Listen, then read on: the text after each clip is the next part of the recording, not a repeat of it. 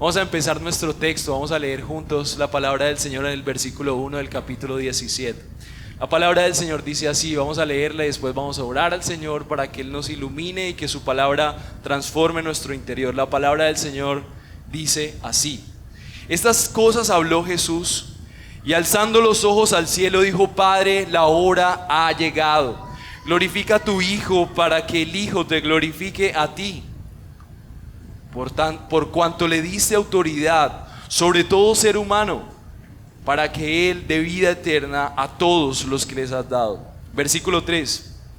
Y esta es la vida eterna, que te conozcan a ti, el único Dios verdadero, y a Jesucristo, a quien has enviado. Yo te glorifiqué en la tierra, habiendo terminado la obra que me diste que hiciera. Y ahora glorifícame tú, Padre, junto a ti, con la gloria que tenía contigo antes de que el mundo existiera. He manifestado tu nombre a los hombres que del mundo me diste. Eran tuyos y me los diste y han guardado tu palabra. Ahora han conocido que todo lo que me has dado viene de ti, porque les he dado las palabras que me diste y las recibieron y entendieron que en verdad salí de ti y creyeron que tú me enviaste. Esta es la palabra de Dios, mis amados. Y quiero que oremos para que juntos estemos en un mismo sentir para rogarle al Señor que nos hable, que transforme nuestro espíritu, que nos lleve al arrepentimiento, que nos fortalezca y que nos aliente a través de su palabra. Oremos juntos, mis hermanos. Nuestro buen Dios, tú que te dignaste a venir por tu pueblo, tú que abriste una ventana a través de tu Hijo para que pudiéramos ver que este mundo no lo es todo. Tú que estás presente en medio de nosotros a través de tu Espíritu, te rogamos, de corazón sincero, edifica a tu pueblo.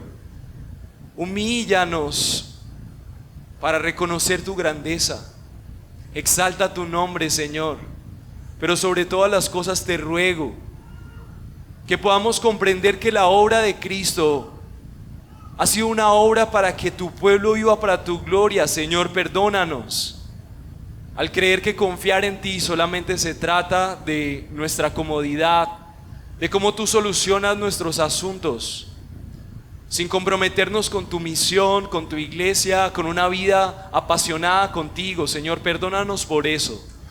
Pero te rogamos que a través de tu palabra y este último momento en el que el Señor Jesús permitió que sus discípulos escucharan sus deseos con el Padre, el plan perfecto desde la eternidad, se nos revele a nosotros la importancia, Señor, la dimensión de ser parte de tus gloriosos propósitos, que por gracia has llamado a un pueblo para tu gloria. Señor, ayúdanos a vivir fervorosamente, apasionadamente, por glorificarte, usando esa preciosa obra que hiciste para liberarnos del pecado, pero para vivir para tu gloria. Señor, te amamos y reconocemos nuestra necesidad de que aún en este momento tu palabra sea expuesta a nuestros corazones y que podamos vivir para ti.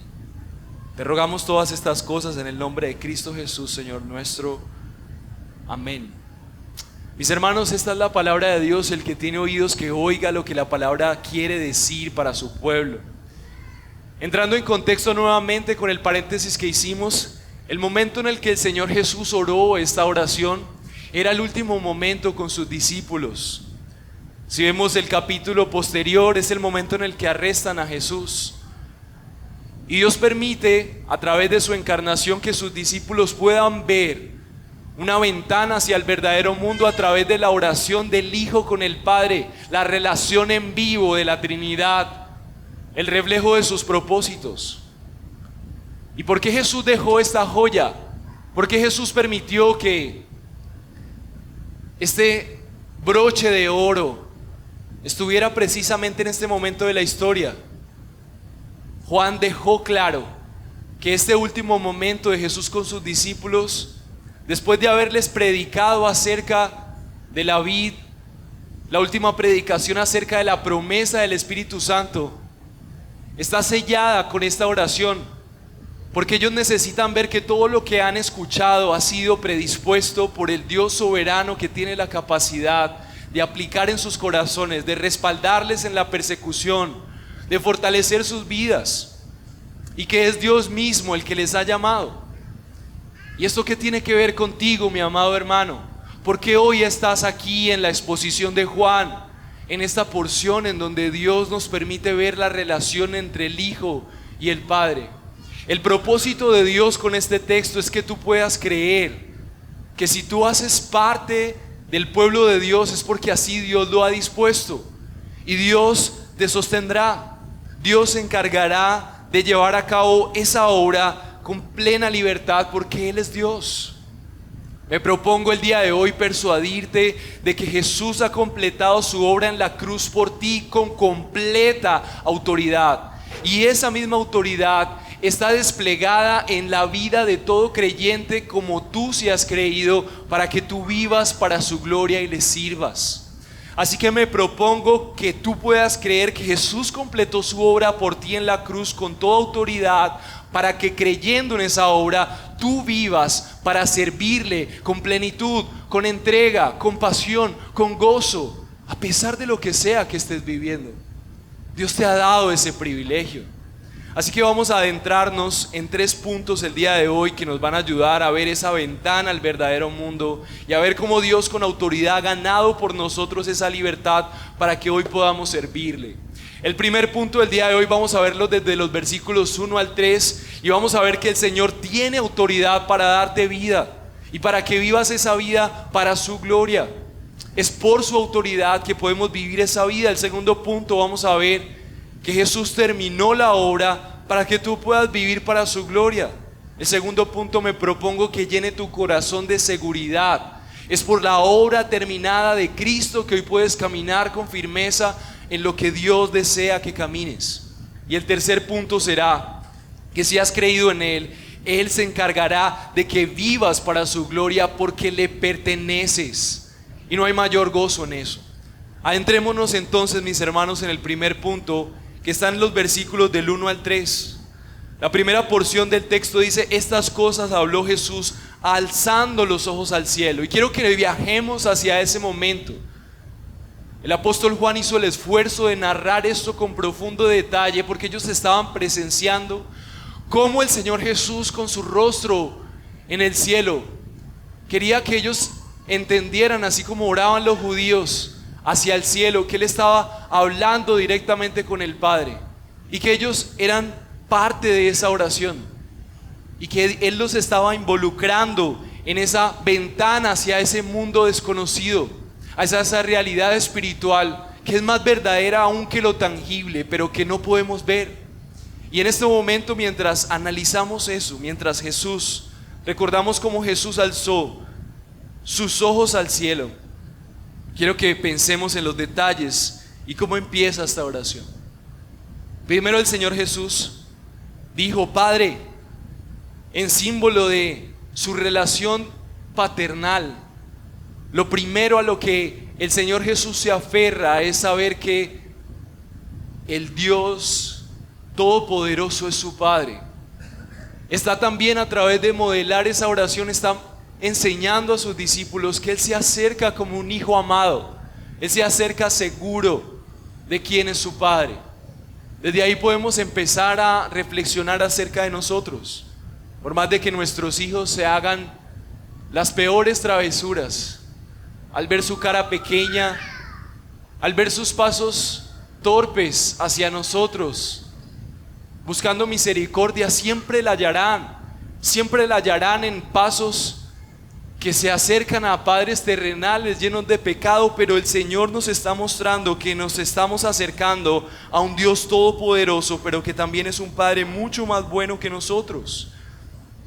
Y con esa relación de Padre, Él expresa una de las verdades más importantes de su ministerio, y es la verdad de la hora ha llegado. Dice el Señor Jesús, dice: la hora ha llegado.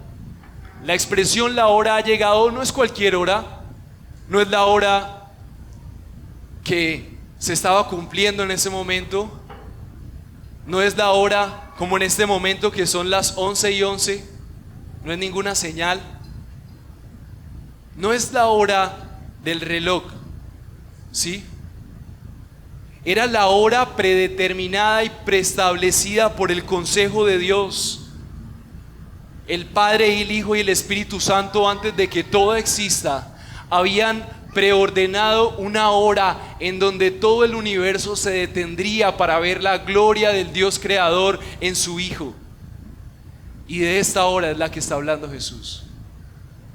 El Salmo 33:11 nos impulsa a creer esto. Dice: el consejo del Señor permanece para siempre, los designios de su corazón de generación en generación. Lo que está revelando el Señor Jesús en esa oración es que Él y el Padre tienen organizados todos y cada uno de los tiempos. Es la exaltación de su soberanía, es la confianza del Hijo ante el poder soberano de Dios en cada segundo de la existencia. Él simplemente está llamando a la tierra a la voluntad del Dios que va a ejecutar conforme a su voluntad sus preciosos y poderosos designios. Es como si Él estuviera adorando.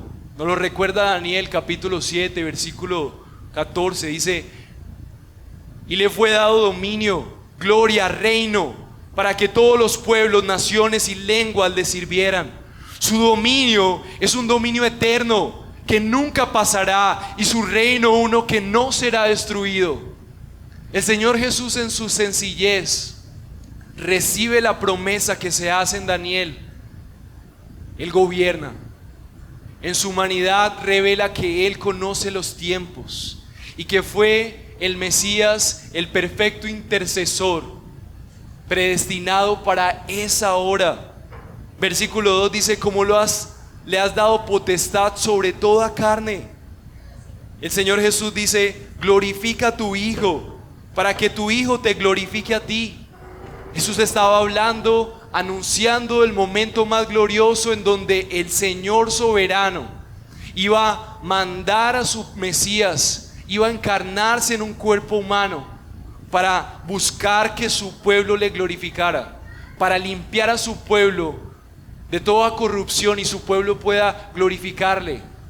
Pero como el primer ciudadano, Jesús glorificaría al Señor de la manera más hermosa, siendo el justo, siendo el perfecto, siendo el que más glorificaría al Señor por siempre y para siempre, pero glorificándolo yendo a la muerte para pagar por tus pecados y los pecados de todo el pueblo de Dios, elegido antes y después. Y entonces Jesús está diciendo que, así como dice el versículo 2, como le has dado potestad sobre toda carne, Jesús está revelando de Él mismo que la gloria a la que se está refiriendo, en donde el Hijo le glorifica a Él como Padre y el Padre le glorifica al Hijo, es cuando la humanidad puede ver que en Jesús está toda potestad, en Jesús está toda autoridad, en Jesús está todo señorío. ¿Por qué Jesús podía decir, así como dice el versículo 2, como le has dado potestad sobre toda carne? ¿Para qué? Para que le dé vida eterna a todos los que le diste. ¿Por qué Jesús podía traer a la luz esto?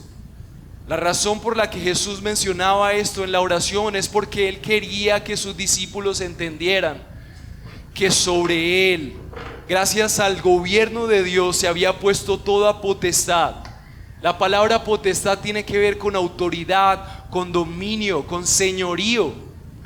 Y ese señorío y dominio, la Trinidad planeó que fueran depositados en Cristo, el Cordero inmolado, y que solamente Él y nadie más que Él pudiera dar vida eterna a todos los que Dios había planeado darle.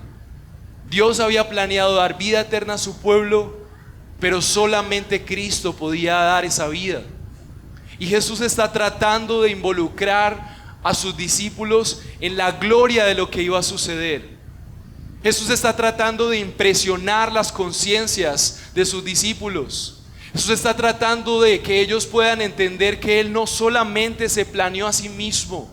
Él no era un profeta cualquiera, no era el maestro destacado del momento. Era el reflejo del plan sempiterno de Dios por los siglos de los siglos, capaz de dar vida eterna a todo aquel que en Él cree. Y el propósito de este punto es que tú puedas preguntarte: Si el Señor ha dado potestad para darnos vida y que vivamos para su gloria, eso de vivir para su gloria solamente será posible si tu conciencia, si tu mente está inundada del asombro de quién es Dios. Hay una historia muy interesante de un héroe de la fe. Se llamaba Huston Taylor. Y cuentan en una historia para niños que un día Huston estaba sentado con sus padres eran muy rigurosos, creyentes, y ellos tenían la norma de que mientras los niños estaban en la mesa nadie podía hablar. Y entonces habían servido las sopas, estaban tomando sopa, pero por alguna razón a la mamá se le olvidó servirle la sopita a Huston Taylor.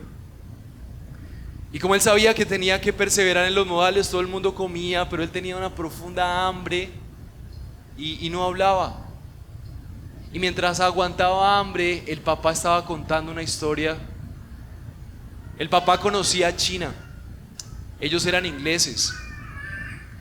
Y el papá estaba contando acerca de que China era un lugar hermoso, montañas, paisajes, las personas tenían atuendos de colores lindos, una comida exótica, inventos increíbles, una cultura admirable, pero que solamente había un problema en China, y era que la gente no tenía Biblias y que no conocía a Dios.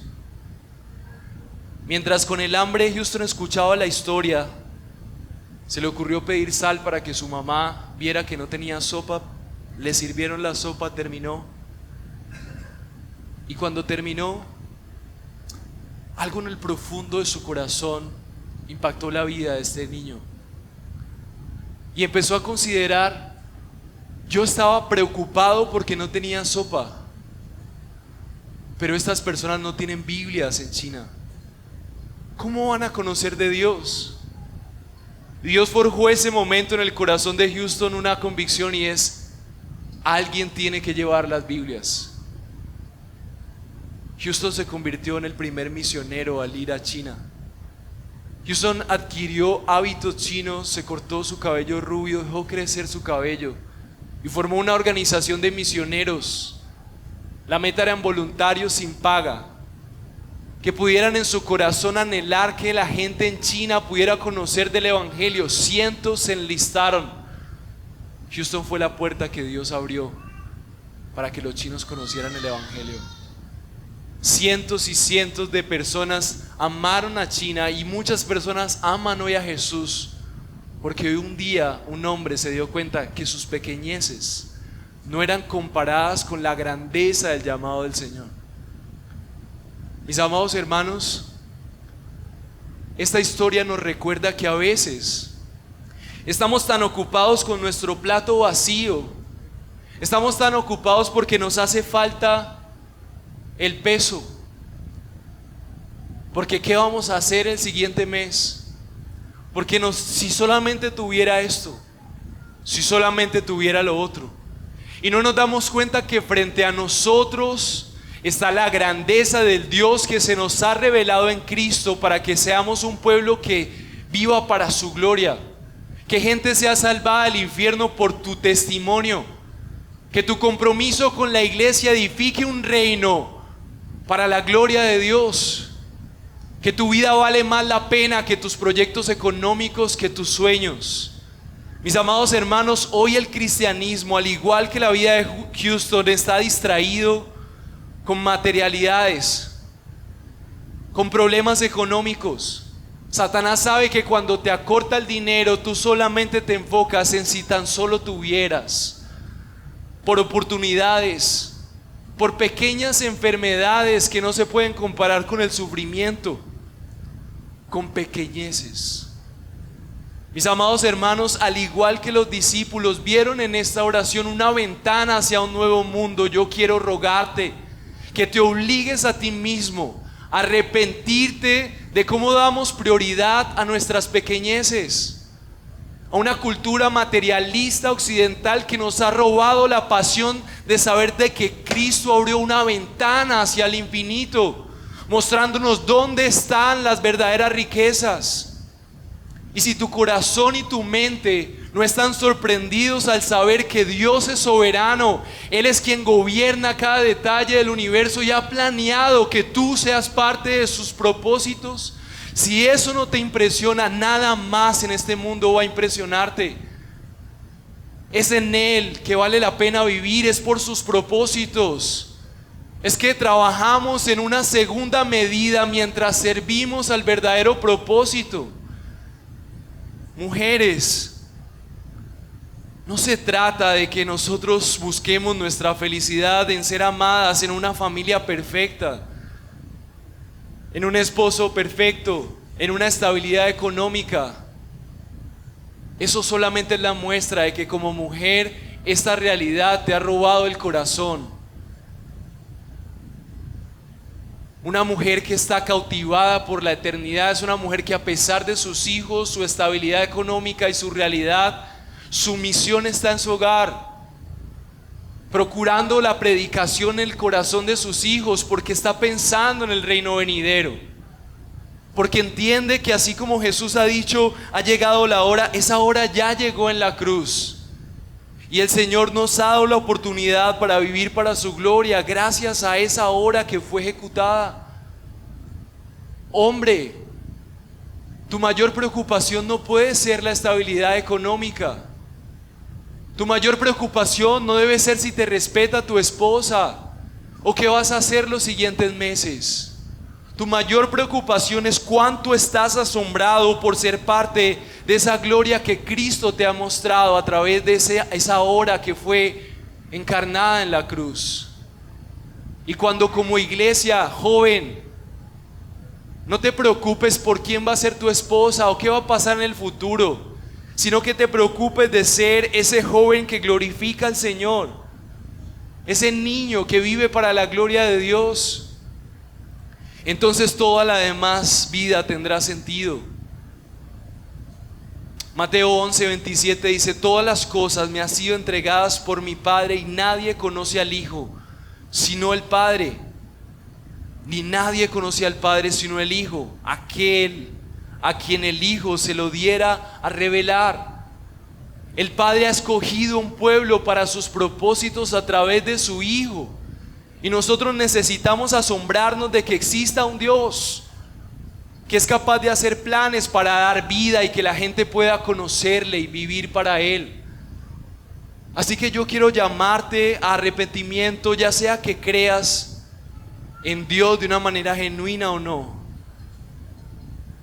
Arrepentimiento por vivir para nosotros, viendo el plato vacío porque no hay sopa.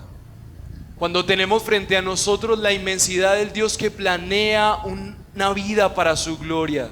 Jesús ha completado su obra por ti con plena autoridad, para que tú, creyendo, vivas para Él. Ese es el propósito de que la hora ha llegado, de que seas diferente a tu vecino, que seas diferente a las mujeres que te rodean, seas diferente a los hombres que buscan el éxito en lo material. Es que Jesús abrió una ventana a lo que verdaderamente vale la pena. Es su reino, es su gloria, es su nombre. ¿Cómo servir al Señor en mi hogar? ¿Cómo vivir para Él? Así que, mi amado hermano, yo te invito a que no te conformes con una fe que solamente te enseña moralidad, y que puedas buscar la manera de asombrar tu conciencia con lo que está pasando en el ministerio de Jesús. El Señor Jesús afirma en el punto 2 que quiero mencionarles, que su obra ya ha sido terminada. El versículo 4 y 5 en adelante dice la palabra del Señor: yo te glorifiqué en la tierra, habiendo terminado la obra que me diste que hiciera. Mis amados hermanos, el punto 2 es que Jesús ya terminó la obra para que tú puedas vivir para su gloria. Jesús vino a expresar la grandeza de Dios a través de su vida. Pero cuando Él está diciendo he terminado la obra, está refiriéndose a la obra que llevaría a cabo en la cruz, para que tú puedas vivir para la gloria de Dios, para que no te conformes con las pequeñeces de este mundo, Jesús completó su obra por ti con autoridad. Y Jesús estaba manifestando a sus discípulos que todos los planes de Dios estaban convergiendo en ese momento. Todo el universo gira en torno a esa hora. Todos los creyentes antes y después giran en torno a esa hora. El infierno tiembla en torno a esa hora. El cielo se abre para aquellos que creen en lo que pasó en esa hora. Los teólogos llaman esto el pacto de redención, y es que Dios había hecho un plan en su propio consejo para limpiar a su pueblo y hacerle un pueblo para su gloria. Y a eso es lo que se refiere Jesús cuando Él dice: he terminado la obra. Y gracias a que Jesús expresa: he terminado la obra, su pueblo tiene completa confianza de que el respaldo de su buen Dios está con ellos. Si tú has creído en Jesús, mi amado hermano, yo quiero rogarte que tú pienses, evalúes si tú vives como si Jesús ya hubiera terminado la obra en tu vida. Mis hermanos, veo muchos creyentes viviendo como si Dios no hubiera terminado la obra, con tanto miedo del futuro. Cuando aterricé nuevamente en Colombia, se me había olvidado la experiencia que se vive en nuestro país por la pobreza. Todos preocupados, la inflación, el 25%, las decisiones políticas, ¿qué voy a hacer? Y como todo ese entorno económico nos ha rodeado de tal manera que es como si Jesús no hubiera terminado la obra. Jesús no hizo una obra suficiente como para que el Padre nos aceptara, nos adoptara como su hijo, y como si Él se encargara de nuestro futuro, darnos lo suficiente. Y entonces estamos desesperados tratando de terminar la obra para que Dios no nos abandone. No, Dios, yo creo en ti, pero entonces yo voy a hacer esto porque no creo que lo que hayas hecho sea suficiente, no creo que sea suficiente. Mis hermanos, Cristo ha terminado la obra para que tú hoy tengas confianza de que eres adoptado. Y no te adoptó cualquier padre irresponsable, te ha adoptado el Señor. Hay seguridad en medio de la crisis. Hay seguridad en medio de la incertidumbre, porque Cristo terminó la obra, y la obra que Cristo terminó fue de tal envergadura que Dios te ve completamente aceptado. Y por esto es sobrenatural que nosotros podamos rogarle al Señor: Señor, ayúdame a entender que si el universo entero gira en torno a la obra que se refiere tu Hijo, que yo y mi vida, mis placeres, mis prioridades giren en torno a eso. Hebreos 2 versículo 8 al 10 dice la palabra del Señor: todo lo ha sujetado bajo sus pies. Imagina la situación que te amenaza. Imagínate lo que más temes. Imagínate las profundas incertidumbres, las tinieblas del pecado que te acosa. Y predícale esta verdad en estos momentos, refiriéndose Hebreos a la hora que está mencionando Jesús cuando ora delante de sus discípulos. Mi hermano amado, el Señor Jesús desea que hoy tú te des cuenta que si has confiado en Jesús, la obra fue terminada para ti. Y si no has confiado en Jesús, te estás perdiendo de los beneficios del Rey gobernando, aplazando todas tus amenazas. Hebreos capítulo 2 versículo 8 te predica a ti qué significa esa obra que Jesús ha manifestado, y que Él quiere que tú hagas parte, te envuelvas, que creas en esa verdad. Si quieres puedes dirigirte a Hebreos capítulo 2 versículo 8. La palabra del Señor dice así. Hebreos capítulo 2 versículo 8, léelo conmigo. Quiero que lo creas, quiero que lo medites. Quiero que pienses si tú crees esto, si tú estás envuelto en las verdades que el Señor Jesús quiso revelar a sus discípulos. Hebreos capítulo 2 versículo 8 dice: todo lo ha sujetado bajo sus pies, porque al sujetarlo todo a Él no dejó nada que no le sea sujeto. Pero ahora no vemos aún las cosas sujetas a Él. ¿Qué está queriendo Jesús al orar estas cosas a sus discípulos? Ellos no pueden creer la dimensión de en quién han creído, Mi hermano amado, yo sé que tú y que yo estamos luchando por creer. Estamos luchando por realmente confiar en el Dios que ha venido a encarnarse para que nosotros pongamos toda nuestra esperanza en Él.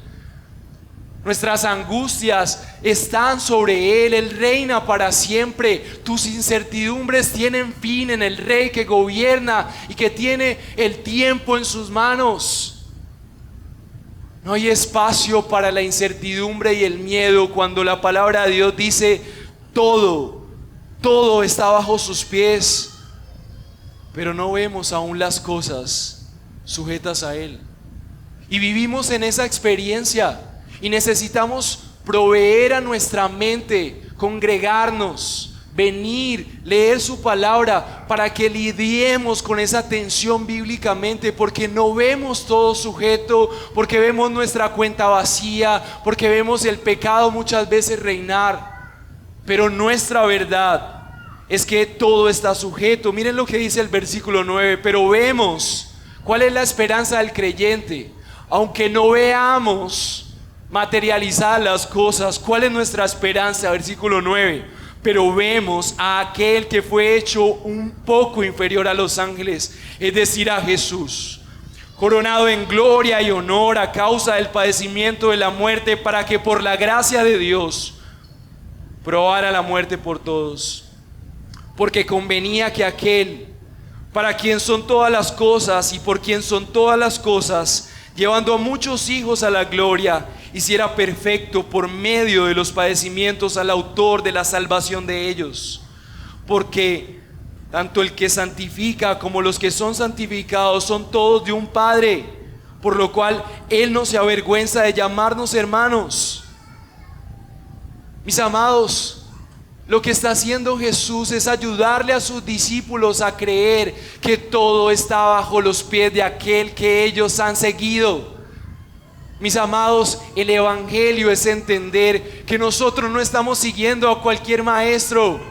Esto no es la religión de moda, es el Rey de Reyes que gobierna por siempre y para siempre. Todo está sujeto bajo sus pies y nosotros somos su pueblo, estamos seguros. En Él hay confianza, en Él hay esperanza y plenitud, y por eso le servimos, porque todo lo que somos está en sus manos. Y Él es un buen Padre. Él no se avergüenza de llamarnos sus hermanos, porque gracias a su obra, el plan del gobierno soberano del Señor tiene la capacidad de llevar a cabo la obra de limpiar el pecado de su pueblo. Él había hecho un pacto con su propia santidad de que salvaría a su pueblo elegido. Y se encarnó y llevó a cabo su plan de manera perfecta, yendo a la cruz con una vida de honra al Señor. Ir a la cruz para Jesús fue satisfacer las demandas de Dios. Dios demandaba a un pueblo santo y Jesús vivió una vida santa. Y hoy podemos saber que ese plan, esa obra es para nuestro beneficio, porque Jesús te ha reemplazado. Si tú has creído en Jesús, su vida perfecta ha sido otorgada en tu vida defectuosa, y su poder al resucitar demuestra que el pago por su vida, la entrega en la cruz, el derramamiento de la ira de Dios sobre Él, ha limpiado nuestro pecado y nos ha hecho completamente aceptos. Por esa razón quiero recordarte, mi amado hermano, Jesús ha completado su obra por ti con autoridad, para que creyendo que la obra ha sido terminada, vivas para servirle a Él aquí en la tierra como Jesús lo hizo. Mis amados, mientras todos los humanos estaban ocupados en conseguir dinero y ser alguien, hubo uno que vivió por siempre y para siempre para la gloria de Dios. Y ese que no invirtió su vida en viajes, en vacaciones, en conseguir esposo o esposa, en ser feliz a través de una familia perfecta o en seguir idolatrías, fue el Señor Jesús. Y el Señor Jesús ejecutó ese plan de morir por ti para que hoy tú ya no vivas para tus propósitos. Mi amado hermano, es tan triste cuando el ser humano solamente vive para sus planes. porque lo único que tendrá son lo que sus limitadas manos pueden hacer. No tenemos muchas opciones. No tenemos el control del futuro, mi amado hermano. Tú no tienes el control de tu esposa, ni siquiera tienes el control de tu esposo o de tu propia voluntad para levantarte temprano en la mañana y seguir al Señor. ¿Cómo vamos a gozarnos en planes futuros que están en manos de hombres defectuosos? Pero Jesús nos da la oportunidad de ser aceptados de manera perfecta, porque su vida perfecta fue puesta en lugar de su pueblo. Los pecados de su pueblo no son más pesados que la entrega soberana de su sacrificio en esa hora prometida y planeada por el Señor. Se hizo posible la aceptación de su pueblo gracias a la presencia de Jesús delante del Dios Santo, diciendo: la obra fue terminada, cumplí la misión que me has encomendado, he presentado la verdad a ellos y ellos han creído. Con su poder logró llamar a su pueblo como el buen pastor hasta el redil, y se propuso enseñarles, se propuso recibir sobre él el castigo para que ellos puedan seguir esas enseñanzas.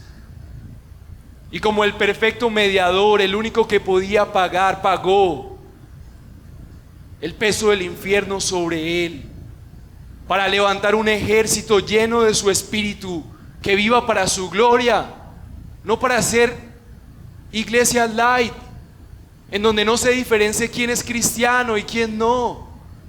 Que todos seamos misioneros fervientes, como Houston, que tiremos el plato vacío, que rechacemos la pobreza como la prioridad en nuestras vidas, y que sepamos que es el Rey de Reyes, Señor de Señores y Dios viviente, sentado en su trono, gobernando para siempre, que te está diciendo: ven, glorifícame, tú eres mi pueblo. Y no hay mayor llamado que ese.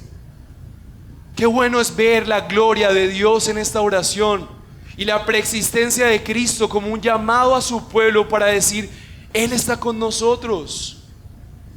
El versículo 5 dice: ahora pues, Padre, glorifícame tú al lado tuyo con la gloria que tuve contigo antes de que el mundo fuese. El Señor Jesús está ayudándole a sus discípulos a entender que Jesús creó el mundo. Fue Jesús con su palabra quien habló para que la luna existiera. Fue Jesús con su poder quien puso cada estrella en el rincón del universo. Fue Jesús quien inspiró que tuvieras 2 ojos y 2 piernas y que respiraras. Es Jesús el centro del universo, y es Jesús quien hoy te llama: vive para mi gloria, tú eres porque yo soy. No hay otra vida, ese será tu gozo.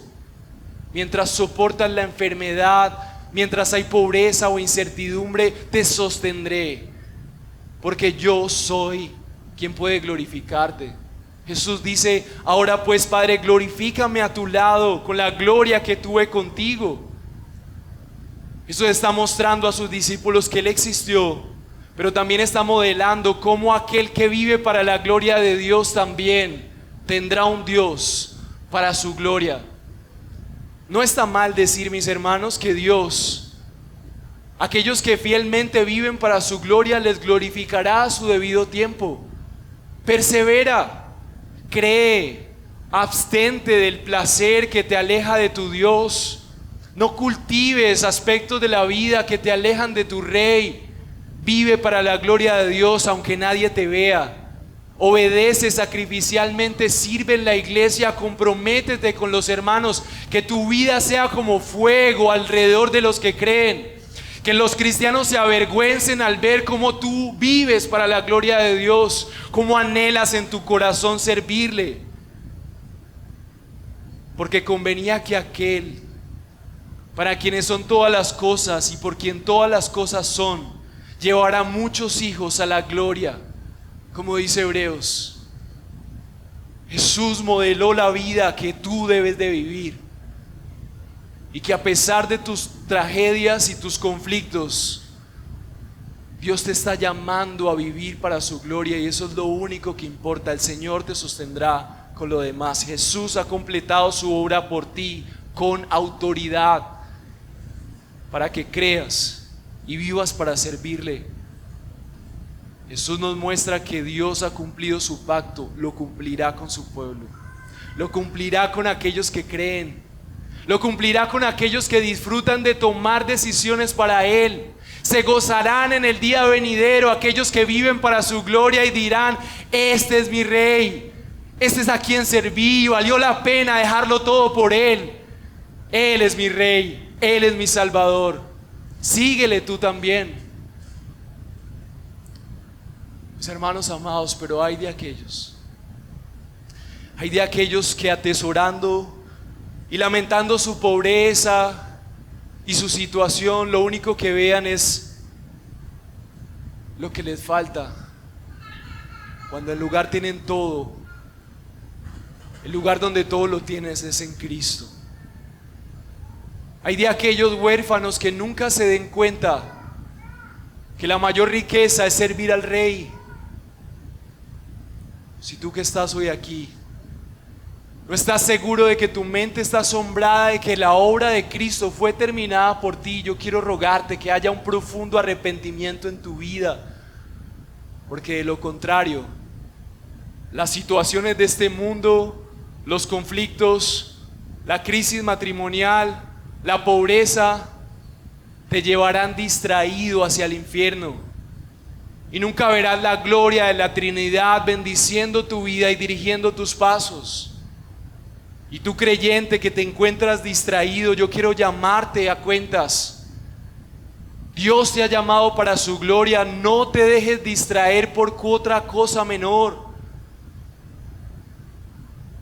Que ninguna propuesta te distraiga, que ninguna gripa pasajera, que ningún esfuerzo pequeño comparado con servir al Rey de Reyes se limite, para que tú hoy puedas vivir para la gloria de quien llama. Cristo ha completado la obra y era necesario que la completara para que tú hoy estés seguro cuando tú eres insuficiente. Su obra fue completa cuando nuestras vidas fueron insuficientes, pero gracias a que Él completó la obra, hoy tienes seguridad. Hay esperanza en todo en la vida del creyente. Punto 3. Si has creído en Él, Él se encargará de que vivas para su gloria. Mira lo que dice el versículo 6. He manifestado tu nombre a los hombres que del mundo me dice, eran tuyos y me los diste, y has guardado tu palabra, y han guardado tu palabra. ¿Por qué Jesús podía manifestar, podía expresar en esta oración que estos hombres a los cuales Él se había manifestado ya eran de Él? ¿Y por qué Él decía que eran suyos? ¿Y por qué podría terminar el versículo 6 diciendo que han guardado tu palabra, si apenas estaban comenzando? ¿Saben por qué nuestro buen Dios puede hacer eso? Porque Él es el que se encargará del futuro de aquellos que han creído en Él. Tú puedes estar seguro que tu futuro está en las manos del buen Dios, porque aquel que vino a salvar es el mismo que vendrá a sostener. Los puritanos meditaban una y otra vez en la certeza de la perseverancia de los santos, el recordar que Jesús había afirmado que había guardado su palabra a un Pedro que sabía que le iba a traicionar, porque Él mismo se encargaría de que Pedro, aún en medio de su pecado y sus dudas, guardara la palabra de Dios. Mi hermano amado, en medio de tus caídas no dudes de que el Señor te puede guardar. En medio de tu pobreza no dudes de que el Señor te puede guardar. En medio de tu incertidumbre, en medio de tus pasiones, entrégate a Él, desea vivir para su gloria, Él te guardará. Esta afirmación del Señor Jesús es una preciosa promesa. Para los que creen, tienen un futuro asegurado, porque el Rey de Reyes, el que planea todos los tiempos, el que tiene el mundo en sus manos, el que hace que el infierno tiemble ante Él, al cual todos se arrodillarán en su presencia, dice: yo te guardaré. Y Cristo puso su sangre para prometer eso. No tienes nada más seguro. Se ha hecho un pacto para contigo. ¿Dónde hay más seguridad? ¿Quién te puede dar más garantía? ¿Dónde hay una fuente más hermosa de gozo? Es el Dios de señores que dice: yo te guardaré, porque te he aceptado por la obra completa de mi Hijo, y eres completamente aceptado y amado. No hay un lugar en el que estés más seguro que en mis manos. Yo te guardaré con mi poder, con mi diestra de justicia. No hay placer que se compare con el placer de estar en los brazos del Señor. Salmo 45: muchas son, Señor, Dios mío, las maravillas que tú has hecho, y muchos los designios para con nosotros. Nadie hay que se compare contigo. Si los anunciare, hablare de ellos, no podrían ser enumerados. ¿Qué pasaba con los hombres de Dios? Su mente estaba asombrada por los designios del Señor. ¿Qué pasa con los hombres de Dios que han partido la historia por la mitad? Están asombrados por los designios del buen y soberano Dios. Tú necesitas una mente asombrada por los planes soberanos de Dios. Verás su brazo a tu favor. Versículo 7: ahora han conocido que todas las cosas que me has dado proceden de ti, porque las palabras que me diste les he dado. Qué aplicación hermosa. Cómo los discípulos pudieron inundar su conciencia, el asombro de quién era Dios. Las palabras de Jesús. Jesús predicó la palabra de Dios. Jesús enseñó de lo que le había sido revelado por el Padre. Mi amado hermano, qué aplicación hermosa. Nunca te verás asombrado en tu conciencia si no meditas en las palabras que Cristo te ha entregado en su palabra. Te verás asombrado por el nuevo iPhone, por la nueva forma de pecar, por el placer, por las redes sociales, por el consumismo. Si tu mente no está inundada del asombro revelado en su palabra, el Dios que planea y ejecuta sus designios, que hace conforme a sus planes a cada segundo, Él es el que nos debe asombrar. Es su poder, es el nuevo mundo que vendrá, es el Rey que todavía no ha terminado su obra y la consumará cuando regrese. Esa imagen es la imagen que debe cautivar tu conciencia. ¿Cuánto tiempo inviertes en su palabra? ¿Cuánto tiempo inviertes leyendo libros? Pero estamos ocupados: soy pobre, todo va a estar mal, el placer, dando rienda suelta al pecado, y la persona que estoy, si nunca va a cambiar. Y nuestra mente, mis hermanos, renuévense, renueven la mente con la palabra. Y cuando nuestra palabra está inundada, va a aparecer algo más hermoso, que es la fe en el Dios que cumple, en el Dios que te guarda, en el Dios que es fiel. Jesús ha completado su obra por ti con plena autoridad, para que creyendo vivas para servirle. Un niño fue prometido, y ese niño era el Mesías. Vino a salvar y a llamar a su pueblo. Y como una última imagen quiero poner en tu conciencia la última página de esta historia. Será protagonizada por el pueblo que creyó, que se involucró en las grandezas de la gloria de Dios. Miren lo que dice Apocalipsis 15:2. Dice Apocalipsis 15:2, refiriéndose a ese pueblo que creyó, a ese pueblo que se dejó inundar de la grandeza de la gloria de Dios y vivió para Él. Qué hermosa promesa. Dice Apocalipsis 15, es un pueblo victorioso. No es un pueblo derrotado. Dice Apocalipsis 15, versículo 2, que Juan vio un pueblo. Y si tú has creído, tú fuiste visto por Juan ahí, porque así son las promesas de Dios. Ya estamos ahí por fe. Dice: vi también como un mar de cristal mezclado con fuego, y a los que habían ¿qué? Salido victoriosos sobre la bestia, sobre su imagen y sobre el número de su nombre. Mis hermanos, aquellos que son envueltos en sus conciencias por la gloria de Dios y que les sirven, son un pueblo victorioso, que serán librados del plan del enemigo, del pecado, de su imagen que nos rodea. ¿Quieres ver a tu familia con un futuro prometedor. No serán tus ahorros, será cuánto tu conciencia y la de ellos están involucradas en la gloria de Dios, en vivir para Él, en servirle. Ese pueblo en pie sobre el mar de cristal, con arpas de Dios. Versículo 3: y cantaban el cántico de Moisés, siervo de Dios, y el cántico del Cordero, diciendo: grandes y maravillosas son tus obras, oh Señor Todopoderoso. Mis amados hermanos, el pueblo de Dios no llega ante la presencia de Dios cansado. No llega diciendo: por fin llegamos porque nunca te vimos. No, te vimos, grandes y maravillosas son tus obras. Tus juicios son verdaderos, tus caminos son verdaderos, oh Rey de las naciones. ¿Quién no te temerá tu nombre? Pues solo tú eres santo. ¿Qué está diciendo el pueblo de Dios al final? Es como si el pueblo de Dios estuviera diciendo: era verdad, todos tus caminos eran verdaderos, todos tus juicios eran justos.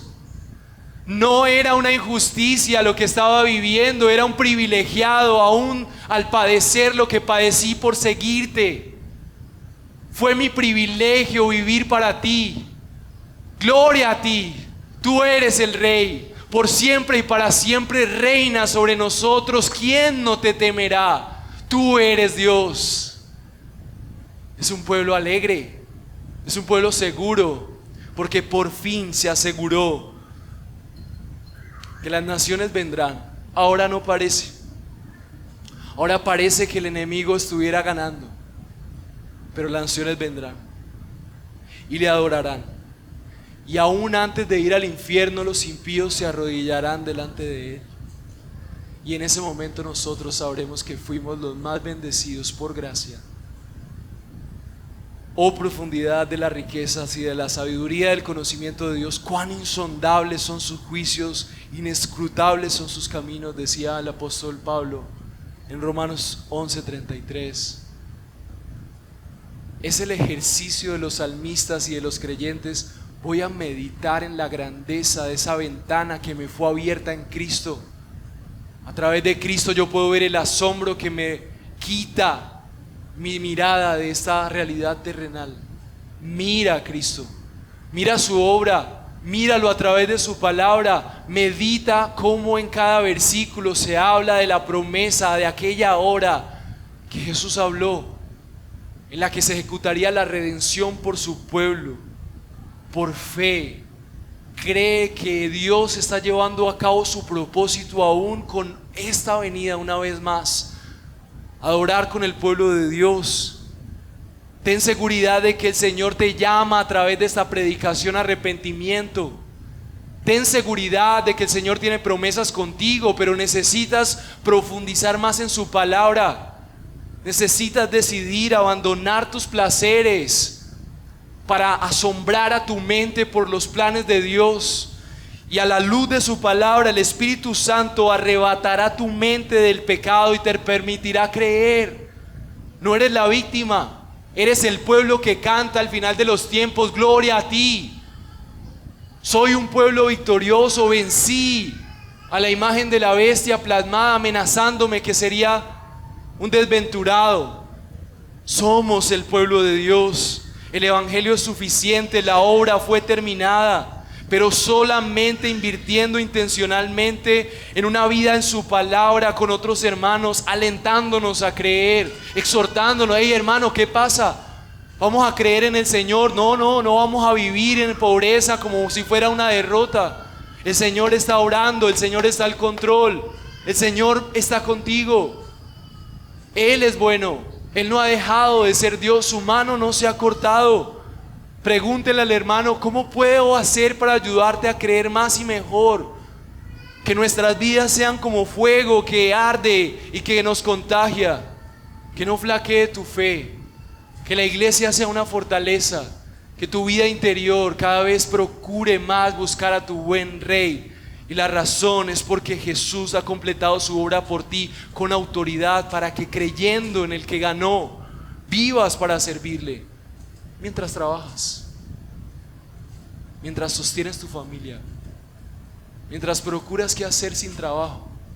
Mientras te esfuerzas por conseguir dinero para sostener a los tuyos, tú estás pensando como objetivo principal: Él me salvó, Él volverá, yo vivo para su gloria, Él ha completado su obra para que yo le sirva. Señor, ¿qué quieres que haga?